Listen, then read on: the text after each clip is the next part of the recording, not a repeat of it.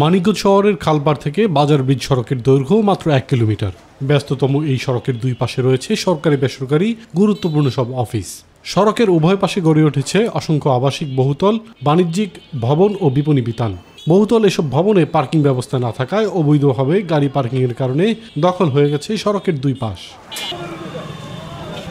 সড়কের দুই পাশে অতিরিক্ত যানবাহন রাখায় যাতায়াতকারীদের ভোগান্তির শেষ নেই। অথচ বিল্ডিং কোড অনুযায়ী বহুতল ভবনের নিচে গাড়ি পার্কিং ব্যবস্থা থাকলেও পরবর্তীতে পার্কিংয়ের জায়গায় তৈরি হয়েছে মার্কেট বা অফিস।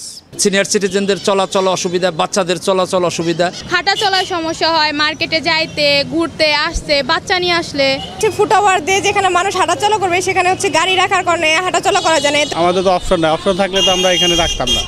পার্কিং এর জন্য স্পেস নাই, তো মানুষজন চলতে ফিরতে সমস্যা হয়।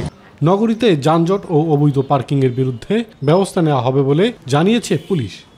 ট্রাফিকের পরপরও আরও কিন্তু আমাদের থানা পুলিশ এবং আমাদের পুলিশ লাইন্স থেকে আমরা এক্সট্রা ফোর্স সরবরাহ করব ট্রাফিক ব্যবস্থা নিয়ন্ত্রণের জন্য। বহুতল ভবনগুলোর তালিকা করে আইনগত ব্যবস্থার আশ্বাস দিয়েছে পৌর কর্তৃপক্ষ। ব্যবসায়িক কার্যক্রম পরিচালনা করছে, আমরা তাদেরকে ইতিমধ্যে তালিকা করে এবং নোটিশ দেওয়া হয়েছে। পর্যায়ক্রমে এগুলোর বিরুদ্ধে আমরা ব্যবস্থা নিব। শহরের যানজট দূরীকরণে ও জনগণের সুবিধার্থে আইন অমান্যকারী বহুতল ভবন মালিকদের বিরুদ্ধে আইনগত ব্যবস্থার মাধ্যমে পার্কিং সমস্যার সমাধানের দাবি জানিয়েছে নগরবাসী। ইলিয়াস কমল, মাই টিভি।